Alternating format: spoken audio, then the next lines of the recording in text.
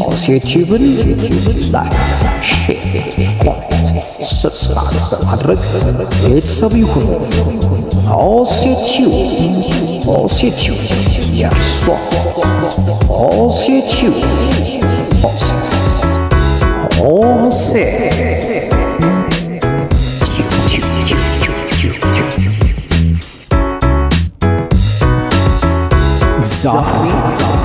ያድናል፣ ያድናል።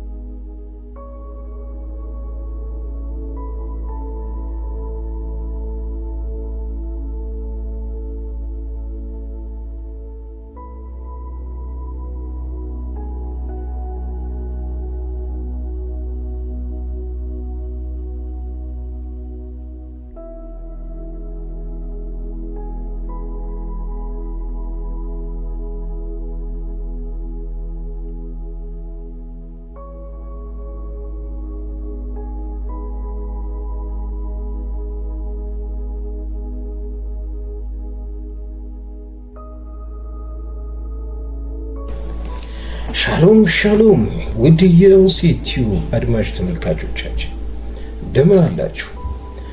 ዛሬ አስቀድመን በተመለከትነው ቪዲዮ ርዕሰ ጉዳይ መተናል። እንደምን አለ ወዳጄ? አለሁልህ አባ፣ እግዚአብሔር ይመስገን። እንዴት ነህ? ሳምንቱ፣ ቀናቱ፣ ወራቱ ሁሉ ሰላም? ሁሉ ደህና፣ ዙሪያ ሁሉ መልካም፣ እግዚአብሔር ይመስገን። እጅግ አመሰግናለሁ። ይህን ቪዲዮ ስትመለከት በውስጥህ ምን ተሰማ? ያው በውስጤ የተሰማኝ ምን መሰለህ፣ ይሄ መራራት የሚባል ነገር፣ መሳሳት የሚባል ነገር አንዳንድ ጊዜ እኛ ሰዎች ብቻ ከእንስሳ የተለየ ስለሆነ በአመለካከት በአስተሳሰብ ከነሱ የተለየን ስለሆነ እኛ ጋር ብቻ ያለ ስሜት የሚመስል ግን ለካ እንስሳቶችም ጋር አለ ብዬ እንዳስብ ያደረገኝ ነው። ያው መጀመሪያ የተሰማኝ ማለት ነው። ኦኬ፣ እውነት ነው። እንስሳት በራሳቸው የርህራሄ ነገር እንዳላቸው እንድንታዘብ ያደርገናል። ለምን የራራችላት ይመስላል? እንግዲህ ምን መሰለ፣ አሁን ይመስለኛል ምንም የማታውቅ ሕፃን ገና ግልገል እንደሆነች የተረዳች ይመስለኛል እና ጨክና ለመብላት አልቻለችም። ከሱ ይልቅ እንደ እናት ሆና ለማጫወት እንዲሁም ከጠላት ለማስጣል ከሌላኛው ከሷ አንበሳ፣ ሁለቱም አንበሲቶች ናቸው። ግን ሁለቱም እንደዛ ስለሆኑ ሳይሆን በመካከላቸው ያለው የአስተሳሰብ ልዩነት አለ። ሁለቱም በላተኛዎች ናቸው። ሁለቱም ጫካ ውስጥ ነው የሚኖሩት። ሁለቱም ስጋ በሎች ናቸው። ሁለቱም አንድ ዘር ናቸው፣ ግን አስተሳሰባቸው ይለያያል። እቺኛዋ እንዲያውም ከመብላት ይልቅ ከጠላት ወደ መጠበቅ ምናምን ነው የሄደችው እና አንድ ነገር የተረዳች ይመስለኛል። እቺ ግልገል ገና ምንም ሕፃን መሆኗን ከምንም ነገር ራሷን መከላከል እንደማትችል ተረድታ በቃ እንደዛ ከጎኗ ለመሆን የወሰነች የሚመስል አይነት እንድምታ ነው ያለው። እንደዛ ነው የተረዳው።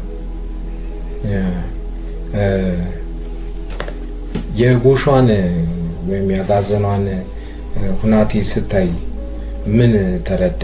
ምን እንድታስብ አደረግክ? ምን መሰለ፣ በመጀመሪያ ደረጃ ስታሳድዳት ለምንድን ነው የሮጠችው? እሷ ራሷ አየህ፣ ግልገል ትሁን እንጂ ዘሯን ወገኗን ምናምን ታውቃለች ማለት ነው። የሚያጠባትንና የሚበላትን ለይታለች ማለት ነው። የእናቷን የራሷን የዘር ቅረንና የሌላውን ለይታለች ማለት ነው። እንዲህ እውነትም ለመናገር ከሆነ ደግሞ እናቷ አሁን እንቺ አንበሲት ሮጣ በመጣችው አይነት አሯሯጥ ሌላ የእሷ ወገን እየሮጡ ቢመጡ እንደዚህ አትሮጥም። ብቻ የተረዳችው አንድ ነገር አለ ለመሸሽ የሞከረችው። ምክንያቱም ምን መሰለ፣ ሮጣ ማምለጥ አትችልም። ቢደርስባትም ደግሞ እኩል የሆነ አቅም የላትም። ለመታገል አትችልም፣ ለማምለጥ አትችልም። የግዴታ አሁን የእሷ እጣ ፈንታ ያለው የአንበሳው እጅ ላይ የአንበሲቷ እጅ ላይ ሆነ ማለት ነው። ስለዚህ ከአሁን በኋላ የመኖርና ያለመኖሯ ጉዳይ በዚህች አንበሲት ላይ የተመሰረተ ነው እና ብዙ አይነት እይታዎች፣ እንድምታዎች አሉት እንድታስብ የሚያደርግህ ማለት ነው እና ብዙ ጊዜ እየኖርን ያለ ነው እኛ ራሳችን ማድረግ በምንፈልገው ልክ እያደረግን መሄድ በምንፈልገው ልክ እየሄድን መሮጥ በሚገባ ልክ እየሮጥን ነው እየኖርን ያለ ነው ወይስ ከዛ ማድረግ ከምንችለው በላይ እንዳንሆን ያደረገን አንድ ኃይል አለ አስሮ ያስቀመጠን? ነገሮቻችን የተመሰረቱት በያዘን ነገር ላይ ነው ወይስ እኛ እውነት ነፃነት አለን እንደፈለግን ለማድረግ እና ሙሉ አቅማችን፣ ሙሉ ኃይላችንን፣ ሙሉ ነፃነታችንን፣ መብታችንን ተጠቅመን ነው ወይ እየኖርን ያለ ነው? እና በሌላ እይታ ራሱ የራስህን ኑሮ እንድታይም የሚያደርግህ ይመስለኛል ሳየው። አንዱ የራራውን አንዱ ማይራራበት ሁኔታ አለ። ከምን አንግል? አሁን እንስሳዎቹ ላይ አንበሶቹ ላይ ያየኑ ነገር ያ ነው። ያችኛዋ አንበሳ አራራችላትም ለጥጃዋ፣ ያችኛዋ ደግሞ ራራችላት። ሰው ጋም ስንመጣ እንደዚህ አይነት ድምታዎች አሉ። ተዛማጅና ልዩነቱ ላይ እስቲ እንየው። አሁን እዚህ ነገር ላይ በጣም የሚገርመው አለመብላቷ ነው። ብትበላ አይገርመንም፣ መብላት ተፈጥሮዋ ስለሆነ። ነገር ግን አንዳንድ ጊዜ ምን አለ መሰለ፣ በሰው እንደ ሰው ስታስብ እግዚአብሔር ሆድን ብቻ አይደለም የሰጠን አእምሮንም ጭምር ነው እንድናስብበት ማለት ነው። እጃችን ይንቀሳቀሳል፣ ይሰራል። ግን እጃችን የሚንቀሳቀሰው የሚያደርገው አእምሮአችን ባዘዘው ልክ ነው። አእምሮ ሲያዘው አንዱ ላይ ጦር ይመዛል። አእምሮ ባዘዘ ልክ ደግሞ ለሌላኛው ደግሞ የሆነ ነገር ይለግሳል። የሚበላውን ነገር ሊሰጠው ይችላል። ስለዚህ ነገሮችን ከማድረግ በፊት ከማድረግ በፊት ቆም ብለህ ማሰብን ይፈልጋል ማለት ነው። ብዙ ጊዜ የምንጨካከነው አንደኛው ላይ የሚነሳው ቆም ብሎ ካለማሰብ፣ ካለማስተዋል የዚህ ነገር የመጨረሻው ውጤት ምን ሊሆን እንደሚችል ካለማሰብ ነገሮቹ ከሆኑ በኋላ መጸጸት ባላደርገው ኖሮ ባይሆን ኖሮ ብሎ የሰው ልጅ ብዙ ጊዜ በጸጸት ነው የሚኖረው እና ከዚህ ሁሉ የሚያድንህ ግን መጀመሪያ ላይ ቆም ብሎ ማሰብ ያለብህ ይመስለኛል። ሰዎች ብዙ ጊዜ ከዚህች እንስሳ አሁን ቀደም እንደነገርኩ በጣም ገና ግልገል ጠቦት እንደሆነች ገብቷታል። ሮጣ እንደማታመልጣት ገብቷታል። ልትገዳደራት እንደማትችል ገብቷታል። እና ያን ሁሉ አይ ቲንክ ሲመስለኝ እሷም ወልዳ ከዚህ በፊት ወልዳ ያየች ነው ይመስለው። እንዲያው አስተውለህ ከሆነ በአንበሶችም መካከል እንዲህ አይነት ጸብ አለ። አሁን ወንድ ሲወለድ አንበሳ አይወድም። ደቦሉን ወንዱን ለመግደል ይፈልጋል። እናት በጣም ደብቃ ነው የምታሳድገው ወንድ ሲወለድ። ሴት ችግር የለበትም። ወንድ ሲወለድ ግን ንግስናውን መነጠቅ ስለማይፈልግ በዛ አካባቢ ላይ በጫካው ላይ አውራ ሆኖ መቆየትን ስለሚፈልግ ወንድ ሲወለድ አይወድም እና ይሄ ከጠላት ሰውሮ ከጠላት ደብቆ እናት ሆኖ ማሳደግን በራሷ ግልገሎችም ደቦል ነው የሚባለው አንበሳ በእነሱም የለመደች ነው የሚመስለው እና ልጅ አሳድገ የምታክ ከሆነ በሌላ ሰው ልጅ ላይ አትጨክንም ማለት ነው። አባት ሆነ የምታክ ከሆነ አባት ከሆንክ የሌላ ልጅም እንደራስህ ልጅ ነው የምታየው እና በራስህ ካሳለፍከው ነገር ላይ ተነስተ አንተ ላይ እንዲሆን የማትፈልገውን ነገር ሌሎች ላይ እንደማታደርገው ሁሉ እንደዛ ይሆን ትሄዳለህ እና እኛ ሰዎች ብዙ ጊዜ እንትነን በስሜት ነው የምንነዳው ማለት ነው። ከስሜታችን በፊት ግን ቆም ብለን የሆነ ነገር ከማድረግ በፊት ብናስብበት ብዙ ጥፋት ከመድረሱ በፊት ራሳችንን መግዛት እንችላለን ብዬ አስባለሁ ጓደኛዬ። ግን እንደው እስከምን ድረስ ነው እንደዚህ ልታቆያት የምትችለው? እስከ መቼ? እስከምን ድረስ አቆይተን ላናቆያቸው የምንችላቸውን ነገሮች እስከ መቼ ነው ከለላ አድርገን የምናቆያቸው? ነው ወይስ ከመጀመሪያውኑ መልቀቅ አለብን? ወይስ ከለላነታችን እስከ ምን ድረስ እስከ መቼ የሚለው አንግል ከዚህ ከምናየው ቪዲዮ አንፃር ቃኝተን ብናየው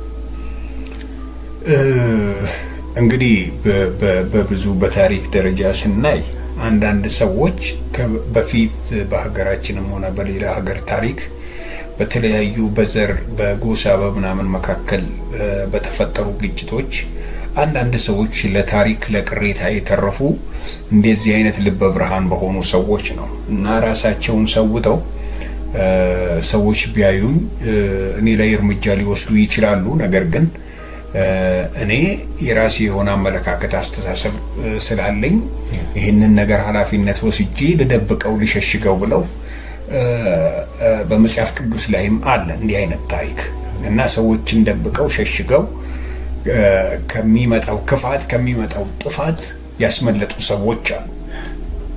ስለዚህ እንዲህ አይነት አጋጣሚ ካለ እንደ ሰውኛ የዚህኛዋን እንስሳ ካሰብክ አንደኛ በዙሪያዋ ያሉ ሌሎች እንስሳቶች እንዲያው የእሷ አይነት አመለካከት ስለሌላቸው ማዳበር ስለማይችሉ ሁለት ሆኖ ሶስት ሆኖ ቢመጡ እቺ ግልገል የማትበላበት ምንም ምክንያት የለም። ጉዳዩ ግን እሷ ማድረግ እየቻለች አለማድረጓ ነው። እኔ ከኔ ምን ይጠበቃል ነው የመጀመሪያው ደረጃ። እኔ እንደ ሰው እኔ ኃላፊነት እንዳለብ አይምሮ እንዳለው ሰው መጀመሪያ ከኔ ነው የሚጠበቀው የሚለውን ነገር ነው። ሰው እያንዳንዱ ሰው ምን ያደርጋል? እኔ እንደዚህ ባደርግም እነሱ ሌሎቹ እንደዚህ ስለማያረጉ ምናምን ብለህ አስተሳሰብህ፣ አመለካከትህ፣ አካሄድህ በሌላ ሰው ላይ የተመሰረተ የተደገፈ አይሁን ነው። ገባ? አንተ እግዚአብሔር በሰጠህ ልክ እሱን ኖረው፣ ቀጣዩ እግዚአብሔር ስራ ይሆናል። ስለዚህ በደቦ አታስብም። ሀሳብ በጅምላ አታስብም። በግል ነው አስተሳሰብ፣ በግል ነው አስተሳሰብ፣ በግል ነው ብስለት፣ በግል ነው። በግልህ ካልበሰልክ በማህበርም አትበስልም። ሌላኛው ማህበረሰብ ውስጥም ገብተህ አስተሳሰብ ያው ነው፣ እነሱ መበጥበጥ ይሆናል። ስለዚህ በግልህ መጀመሪያ ደረጃ ይሄን ነገር ባደርግ ትክክል ነው፣ ጥቅም አለው፣ ጉዳት አለው፣ ወገኔ ላይ ምን ያደርሳል፣ የኔ ኃላፊነት የት ድረስ ነው የሚለውን መወጣትን የሚያሳይ ይመስለኛል። መልካም። ውድ አድማጭ ተመልካቾቻችን በብዙ እንዳተረፋችሁበት እንደምታተርፉበት እምነታችን ነው።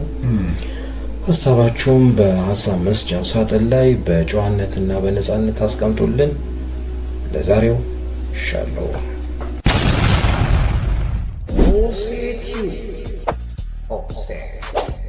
like, share, subscribe.